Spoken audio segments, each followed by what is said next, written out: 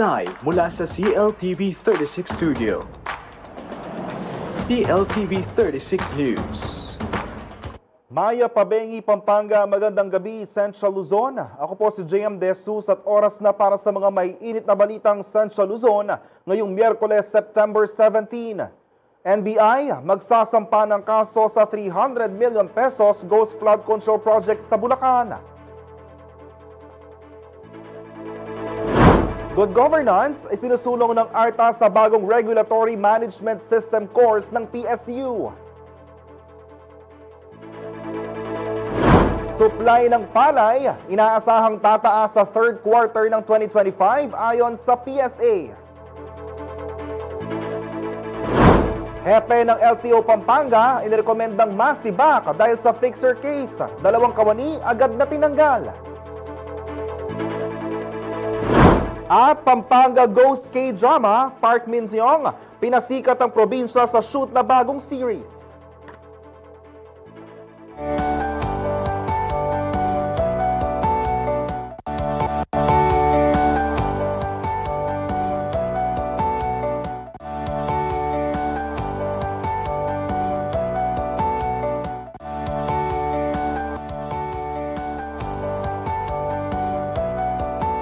Nakatakdang magsampa ng kaso ang National Bureau of Investigation o NBI kaugnay ng 3 umunay Ghost Flood Control Project sa Bulacan na nagkakahalaga ng mahigit o halos 300 million pesos. Ayon kay Justice Secretary Jesus Crispin Remulla, nakumpirma ng NBI ang kawalan ng aktual na proyekto sa probinsya. Natay na rin sa mga reklamong isinumite sa sumbong sa Pangulo website, hindi naman pinangalanan ng kalihim ang mga proyekto at kontraktor nito. Ani Remulla, tila naging pattern ng pondong inilaan sa mga proyekto na pumapalo sa mahigit 90 million pesos kada isa. Dahil dito, tiniyak niya na hindi palalampasin ng pamahalaan ang anomalya, tuloy-tuloy ang gagawing investigasyon hanggang mapaghain ang kaso. Samantala, nilinaw din ng kalihim na wala siyang ibinigay na assurance kay Senator Rodante Marcoleta hinggil sa posibilidad na gawing state witnesses ang mag-asawang Curly at Sara Diskaya. Aniya, hindi basta-basta ang proseso ng paghirang ng state witness dahil kinakailangan umunong sumailalim sa masusing pagsusuri. Dagdag pa ng kalihim, kabilang sa mga tinitignan ng record ng mga Diskaya bilang mga kontratista bago magpasya kung maaari silang maging witness. Tiniyak din niya na magiging masusi ang Department of Justice sa pagtugon sa issue.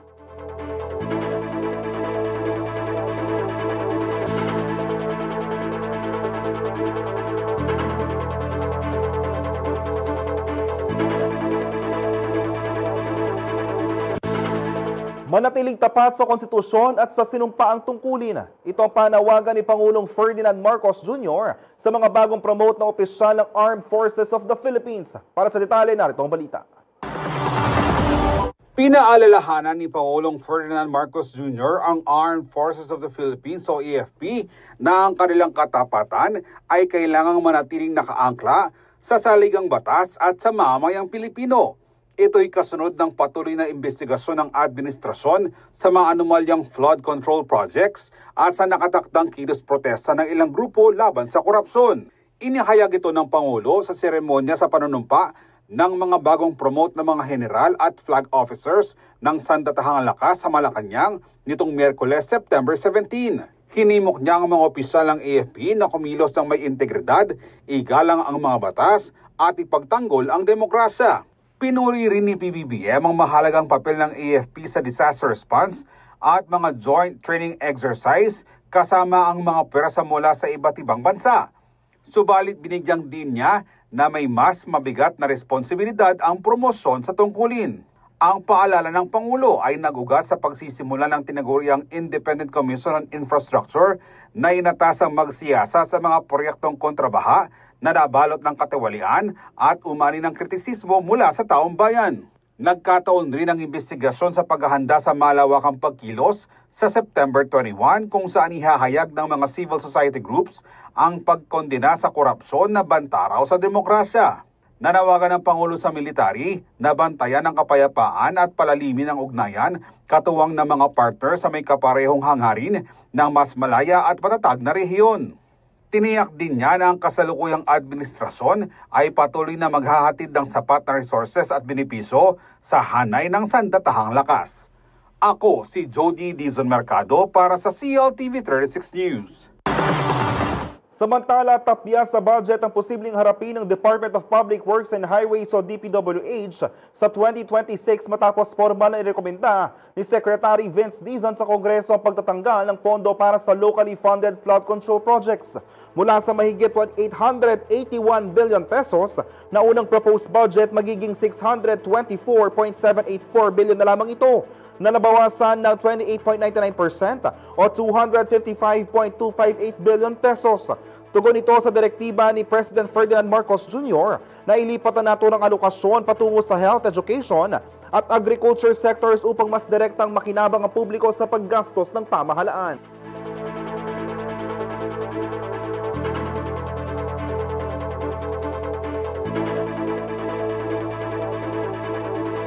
Manatili nakatutok para sa iba pang mga balita ngayong araw.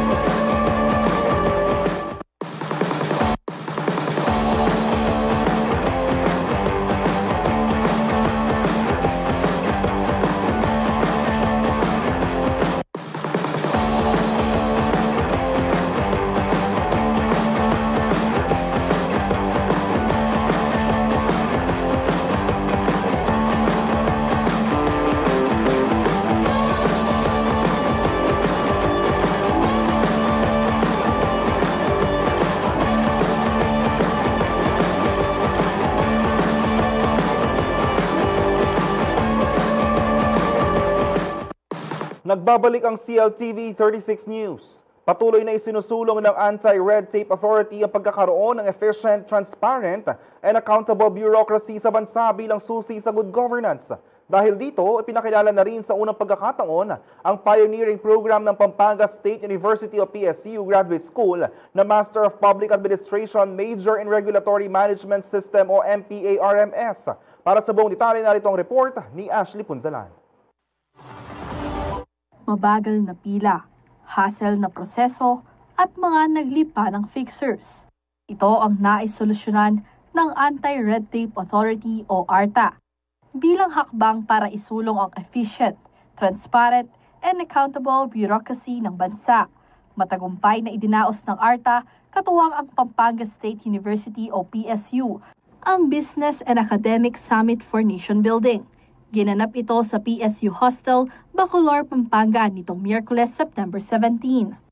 Dumalo rito ang ilang kinatuan mula sa iba't ibang ahensya ng pamahalaan, government-owned and controlled corporations o GOOCs, water districts, state universities and colleges o SUCs, at private sector. Layon ng summit na itaguyod ang regulatory reform sa ilalim ng Republic Act No. 11032 o ang Ease of Doing Business and Efficient Government Service Delivery Act of 2018. Replace red tape with red carpet. Sa pamamagitan ng pag-streamline at digitalize ng government processes at services. We not only streamline processes, we also digitalize the same para po ating hindi lang mabawasan, matanggal po natin ang red tape and corruption sa government services. Kamakailan lang ay inilunsad na rin ng ahensya ang Electronic Complaint Management System ng ARTA sa eGov.ph Super App kung saan maaari nang ilahad ang mga reklamo at concerns ng sino man digitally. Kaugnay nito, ipinakilala na rin sa unang pagkakataon ang Master in Public Administration Major in Regulatory Management Systems o MPA-RMS program ng PSU Graduate School. Ito ay isang kauna-unahan at first-of-its-kind academic program sa bansa at sa buong Southeast Asia. Layunin daw ng programa na ihanda ang mga public servant at professionals sa paggamit ng Regulatory Management System o RMS at Regulatory Impact Assessment o RIA tungo sa efficient, transparent, at accountable governance. A graduate program designed to equip public servants and professionals with the tools for regulatory reform and innovation. Ayon kay Secretary Ernesto Perez, Director General ng ARTA, ang RMS ay isa umanong sistematikong paraan upang matiyak na ang mga polisiya ng pamahalaan ay epektibo, efficient at tumutugon sa pangangailangan ng mamamayan. Naniniwala si Perez na ang pagpapatupad ng ease of doing business ay susi para higit na mapaunlad ang ekonomiya ng bansa. Yung ating po mga investors, businessmen, una po nilang tinitinan sa ating bansa kung meron bang ease of doing business. Ito po ang napagandang paraan para ma-attract natin mga investors, ma-develop natin ang ekonomiya. Ensuring na yung regulations do not cause undue regulatory burden or cost to the public through proper public consultation. Dagdag ni Perez, layon rin ng MPA-RMS na maisulong ang good governance sa pamahalaan. Promote good governance through bureaucratic efficiency to basics about the values of good governance, about integrity, transparency, and accountability. Ito po ang responsibilidad hindi lamang ng gobyerno, kundi kasama po natin ng private sector, the business community. Kaugnay nito, lumagda sa isang Memorandum of Agreement sina PSU President Dr. Enrique Baking at si Attorney Agnes VST de Venadera, President and CEO ng Clark Development Corporation o CDC. Magsisilbing major sponsor ang CDC upang magbigay ng scholarship para sa mga nais pag-aralan ng kurso. Ani de Venadera, target ng CDC na mas marami pang benepisyaryo ang makinabang sa scholarship program dahil makakatulong ito sa pagbuo ng mas epektibong regulasyon hindi lang sa gobyerno, kundi pati na sa pribadong sektor. Ang pinakamahirap, balik ng balik. Ito yung requirements. Pagkita, balik ka uli, kulang pa. So, hindi yun maganda. So, ang regulation must always be equivalent to enabling. Bagamat hindi nakadalo, nagpaabot naman ng suporta si Pampanga Governor Lilia Pineda sa pamamagitan ni Guagua Mayor Anthony Torres. Sa isang mensahe, sinabi niya na ang tapat at transparent na serbisyo ang pundasyon ng matibay at nagkakaisang pamayanan. Clean service leads to a clean path. This wisdom reminds us that honesty, transparency, or transparent service builds trust, and trust builds stronger community. That when people feel that government is truly serving them, they in turn participate more actively in building the province and the nation. Dahil dito, suportado ng LGU ang MPA-RMS, lalo na't isa umano itong paraan upang masugpo ang red tape, magkaroon ng inobasyon at masiguro ang pananagutan, daan upang maabot ang isang clean and efficient governance. Samantala, hinimok rin ni Perez ang mga mamamayan, lalo na ang mga government officials at employees, saan man panig ng bansa sila naroon. Pwede po to kahit saan, Luzon, Visayas, Mindanao, kasi program is being offered online. Ang summit ay dinaluhan din ni Bacolor Mayor Eduardo D. Mandatu at Pampanga Chamber of Commerce and Industry Incorporated o PAMCHAM, President Attorney Paul UC, bilang pakikiisa sa layunin ng ARTA at PSU.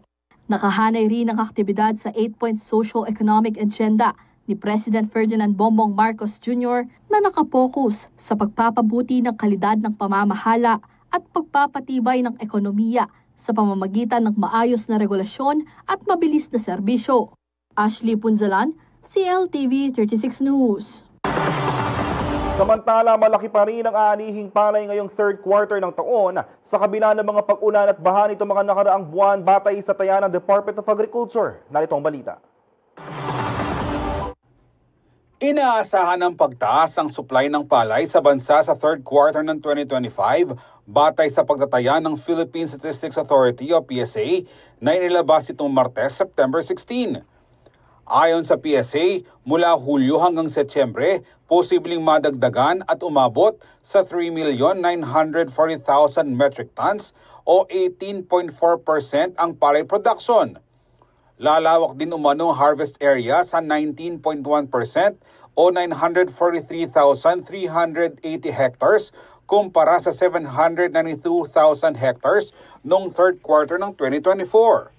Nitong August 1, umabot sa 550,540 metric tons ang palay ang naani mula sa 140,030 hectares ng sakahan na kumakatawan sa 14.8% ng total projected harvest para sa nasabing bahagi ng taon. Tiwala si Agriculture Secretary Francisco Chu Laurel na makakamit ng bansa ang record high na ani ng palay ngayong 2025. Pero nilinaw niya na inadjust na ng Kagawaran ng full-year production forecast sa 20,350,000 metric tons dahil sa epekto ng pag-ulan at baha. Mababa ito ng kaunti sa naunang pagtataya na 20,460,000 metric tons. Ito raw ay konserbatibong pananaw upang maging maigat sa pagtataya sa gitna ng walang katiyakang datos ng ani, bunga ng malalakas na ulan itong mga nakarang buwan. Sa kabuuan, tinatayang aabot sa 3,860,000 hanggang 3,960,000 metric tons ang supply ng bigas pagsapit ng katapusan ng taon ayon sa Agriculture Department. Sapat daw ito para sa 96 to 101 consumption days sa buong bansa batay sa per capita requirement na 122.7 kilos. Ako si Jody Dizon Mercado para sa CLTV 36 News. Naglabas ng isang memorandum ang Department of Public Works and Highways o DPWH na nag-aatas na lahat ng request para sa media interviews at official statement hinggil sa ahensya ay dapat dumaan muna sa Office of the Secretary.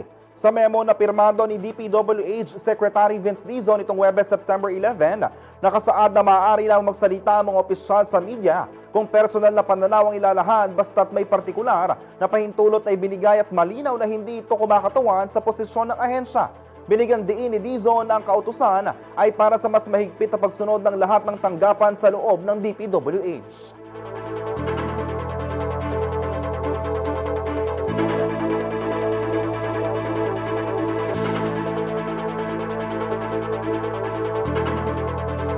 Samantala, binomba ng tubig gamit ang water cannon ng dalawang barko ng China Coast Guard o CCG ang BRP Datugong Bay, piyang ng Pilipinas malapit sa Bajo de Masinloc, Zambales nitong Martes, September 16. Naganap ang muling pag-atake nito o pag-atake ito ng China habang nagsasagawa ng distribution of fuel subsidies and Ice and Bureau of Fisheries and Aquatic Resources o BIFOR sa mga mangingisdang Pinoy. Base sa ulat ng Philippine Information Agency o PIA, tumagal ng halos 29 na minuto ang insidente kung saan isang tauhan ng BIFOR ang nasugatan matapos mabasag ang salamin ng sinasakyang barko. Sa kabila ng pangaharas, ipinagpatuloy ni BIFOR at Philippine Coast Guard ang kanilang misyon na tulungan ng mga mangingisda at igiit ang karapatan ng Pilipinas sa West Philippine Sea.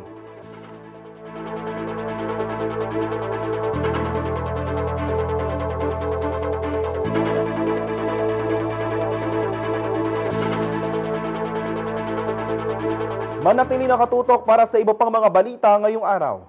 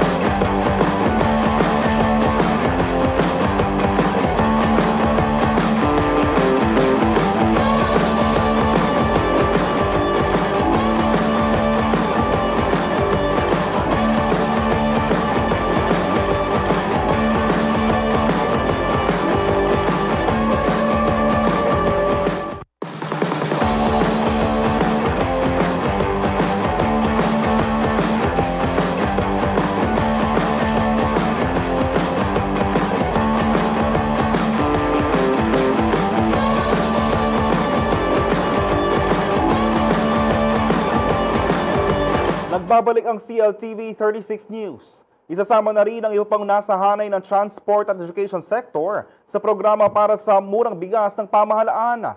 May kakayahan din daw ang gobyerno upang masustain ang programa. Narito ang balita. Palalawakin pa ng Department of Agriculture o DA ang mga benepisyaryo ng Benteng Bigas Meron Na o BBM program ng pamahalaan. Inanunsyo ito ng kagawaran kasabay ng paglulunsad ng naturang programa para sa mga pampublikong jeepney at tricycle drivers na miyembro ng mga asosasyon nitong Martes, September 16. Ayon sa DA, sa susunod na 2 linggo, isasama na sa BBM program ang mga bus at taxi drivers, pati na rin ng public school teachers at non-teaching personnel ng Department of Education o DepEd. Nakatakda raw ipatupad dito sa October 15 dahil isinasaalang-alang ang salary grades ng nasabing mga kawani sa pagtalakay ng programa. Ayon kay Agriculture Secretary Francisco Chu Laurel, patuloy ang kanilang aktibong pakikipag-ugnayan sa mga ahensya ng pamahalaan upang bigyan ng prioridad ang mga sektor na dapat makinabang sa murang bigas. Linggo-linggo rin anya ang expansion ng coverage nito para matiyak ang full implementation ng programa sa susunod na taon. Sa kabila ng malawakang pagpapatupad ng BBM program, tiniyak ng kalihim na mapapanatiling sustainable ito at iginiit na makakatulong ang hakbang sa pagpapaluwag ng mga bodega ng National Food Authority o NFA. Paghahanda rin daw ito sa inaasahang pagpasok ng lokal na palay na bibilhin sa wet harvest season. Target ng DA na makapaglabas ng 1,000 tons ang bigas araw-araw sa Oktubre para sa pagbebenta ng murang bigas. Papalo naman sa 2,000 metric tons ang ilalabas ng NFA rice stock sa Nobyembre at madaragdagan pa sa Disyembre na 3,000 metric tons daily. Ako si Jody Dizon Mercado para sa CLTV 36 News. Dapat raw pag-aralan ang pagkakaroon ng batas para sa medical parole ng mga person deprived of liberty na matatanda. May malubhang karamdaman o kami kapansanan ayon sa Bureau of Corrections. Narito ang report ni Jody Mercado. Hiniling ng Bureau of Corrections o Bucor sa mga kongresista na magpasa ng batas para sa medical parole ng mga persons deprived of liberty o PDLs na may edad na, may malubhang sakit at kapansanan. Sinabi ito ni Bucor Director General Gregorio Pio Catapang Jr. sa pagtalakay ng panukalang budget sa 2026 ng Department of Justice at mga attached agencies ito ng Committee on Appropriations ng House of Representatives. Ang panukala ay magbibigay batayan sa sistema para sa humanitarian considerations at global best practices na ipatutupad ng ahensya upang matiyak na mapapanatili ang dignidad ng mga nakatatanda at mga may malubhang sakit na PDLs at mabigyan sila ng karampatang atensyong medikal. Dagdag pa ng opisyal, may mga bansa nang nagpapatupad ng mga legal framework ukol sa compassionate o medical parole. Magpapatunay ito na ang patuloy na pagkakakulong ng mga terminally ill at severely incapacitated inmates ay hindi makatao at walang kabuluhan sa penal system.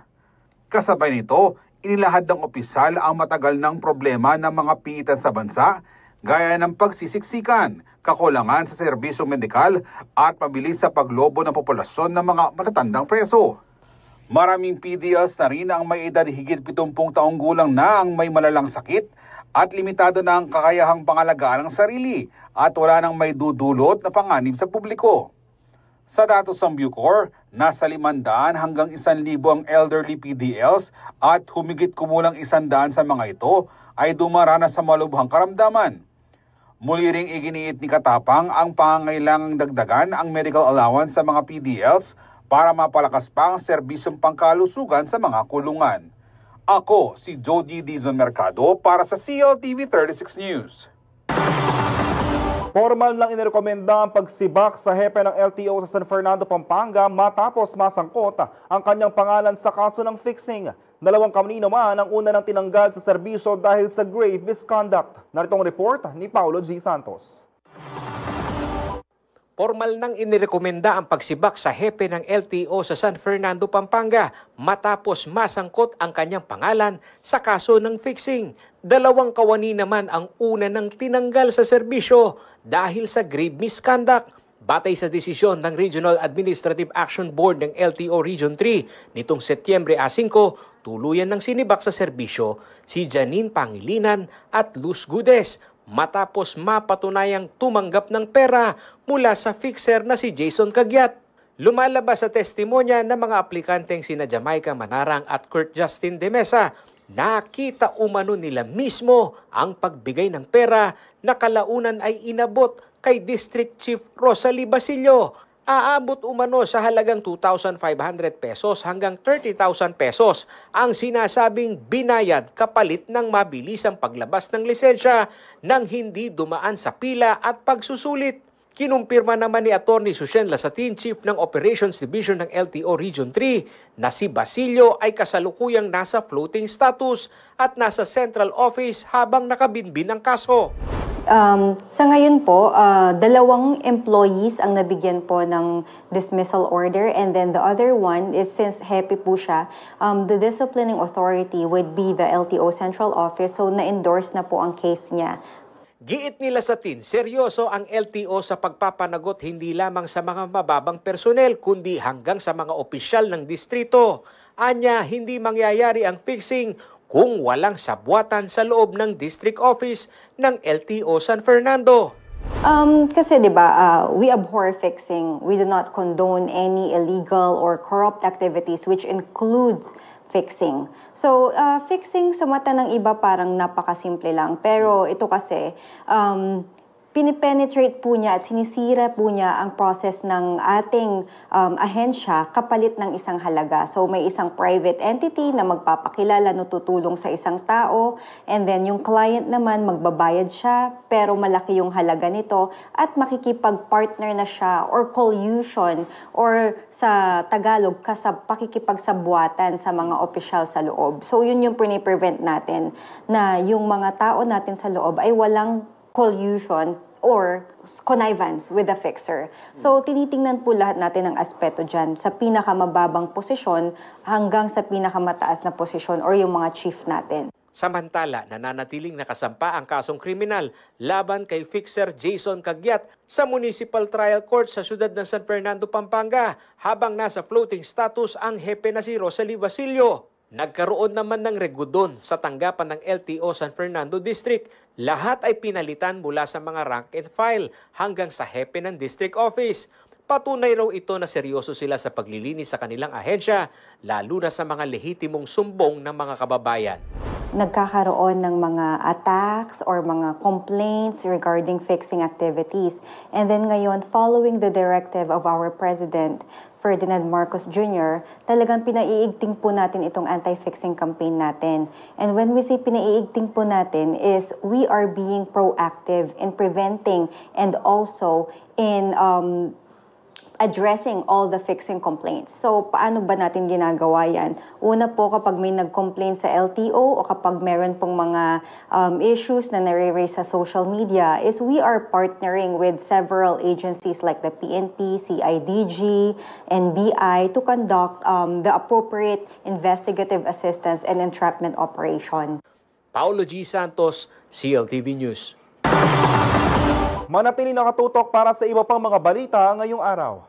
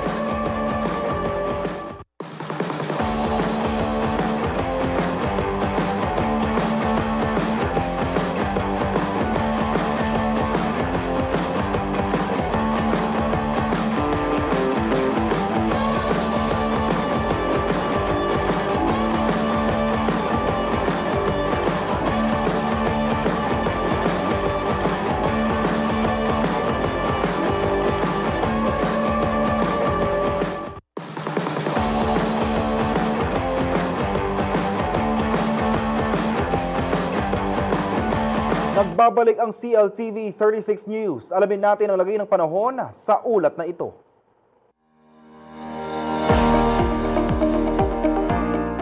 Narito ang latest weather update, September 17, 2025. Kaninang alas 3 ang hapon, ang sentro ng Tropical Depression Mirasol ay nasa may vicinity ng Tineg Abra na may lakas ng hangin malapit sa gitna na 55 kph at pagbugson ng hangin na 90 kph. Ito ay kumikilos papuntang hilagang kanluran sa bilis na 20 kph. Southwest monsoon ang nakakaapekto sa Southern Luzon at kanlurang bahagi ng Visayas at Mindanao. Samantala, ang tropical depression na nasa labas ng PAR ay nasa may layong 1,245 km silangan ng southeastern Luzon. Nagtataglay ng lakas ng hangin malapit sa gitna na 45 kph, may pagbugso na 55 kph at kumikilos sa west-northwest na direksyon sa bilis na 25 kph. Ang Ilocos Norte, Ilocos Sur, Abra, Apayao, Kalinga at Cagayan ay makakaranas ng maulang panahon na may bugso ng hangin dulot ni Tropical Depression Mirasol. Ang La Union, Pangasinan, natitirang bahagi ng CAR ay makakaranas ng maulap na papawiri na may kalat-kalat na pag-ulan, pagkulog at pagkidlat dulot ni Tropical Depression Mirasol. Ang Metro Manila, natitirang bahagi ng Luzon, Kanlurang Visayas, Negros Island Region at Zamboanga Peninsula ay makakaranas ng maulap na papawirin na may kalat-kalat na pag-ulan, pagkulog at pagkidlat dulot ng southwest monsoon. Ang natitirang bahagi ng bansa ay makakaranas ng bahagyang maulap hanggang sa maulap na papawirin na may kasamang pulupulong pag-ulan, pagkulog at pagkidlat dulot ng localized thunderstorms. Pinag-iingat ang ating mga kababayan sa biglaang flash floods at landslides dahil sa mga nasabing weather system. Para po sa karagdagang impormasyon, maaari niyo pong bisitahin ang Pag-asa website at social media pages. Mula po sa DOST Pag-asa Clark Weather Station.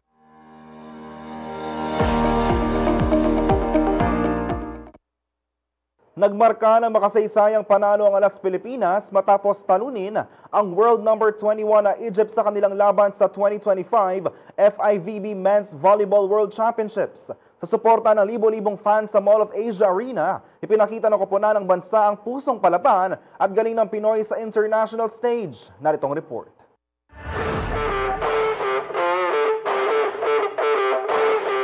Umukit ng kasaysayan ng Alas Pilipinas Men's Volleyball Team matapos pataubin ng world number 21 na Egypt sa kanilang debut victory sa 2025 FIVB Men's Volleyball World Championship sa Mall of Asia Arena nitong Martes, September 16. Sa harap ng libu-libong fans na nanood, lumaban ng todo ang koponan at pinatunayang hindi sila basta-basta.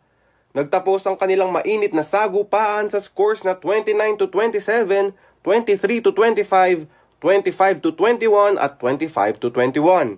At mula sa pagiging world number 88, tumaas agad ang ranking ng Pilipinas sa world number 77 dahil sa kanilang historic win. Pinangunahan ni Brian Bagunas ang opensa na nakapag-ambag ng 25 points, habang umangat din ang laro ni Leo Ordiales na nagtala ng 21 points. Hindi rin nagpahuli si Mark Espejo na nagdagdag ng 13 points, kabilang ang match-clinching block na nagselyo sa tagumpay. Sa unang set, halos mapasakamay na ng Egypt ang panalo, ngunit ipinakita ng Alas ang matinding tibay ng loob. Mula sa 4 na set points, kumapit ang mga Pinoy bago tinapos ni Ordiales ang laro sa isang service ace. Bagamat nakuha ng Egypt ang second set, muling bumangon ng Pilipinas at sinelyuhan ng laban sa third at fourth set. Matibay ang depensa, nag-aalab ang atake at walang tigil ang sigaw ng home crowd na nagsilbing dagdag ng lakas para sa kupunan. Sa panalong ito, buhay na buhay ngayon ang tsansa ng Pilipinas na makapasok sa round of 16. Sa kasalukuyan, tabla ang record ng Pool A teams na Pilipinas, Iran, Egypt at Tunisia sa score na 1-1. Kaya't inaasahan mas magiging matindi pa ang susunod na laban sa Huwebes, September 18. Kelo Makapinlak, CLTV 36 Sports News. Spotted sa Clark International Airport si Hollywood star Park Min-young suot ang flight attendant uniform para sa kanyang US Prime Video series na Confidence Queen.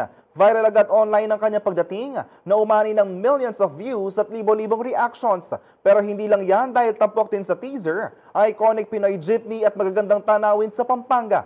Alamin ang buong detalye sa entertainment news ni Danica or KK Gino.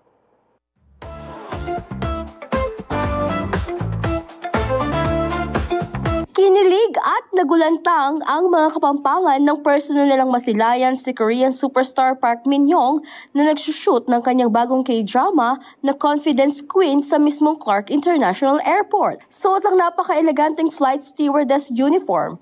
Game na game si Park Min-young na magpa-picture kasama ang mga staff ng airport.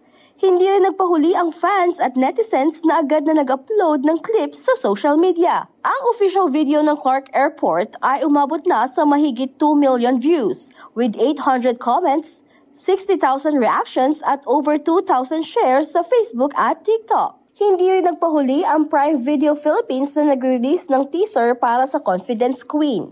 Kasama rito ang eksenang pagdating ni Min-young at leading man Ju Jung-hyuk sa Clark Airport, kung saan sinalubong sila ng isang driver na ginampanan ng Pinoy actor-producer na si Nico Antonio. And guess what? Hindi lang sa Clark Airport nag-shoot ang cast. Tampok din sa teaser ang sikat na Sunset Park ng Minalin, Pampanga, kung saan bumida ang iconic Philippine jeepney. Ang Confidence Queen ay remake ng hit Japanese drama na Confidence Man JP noong 2018.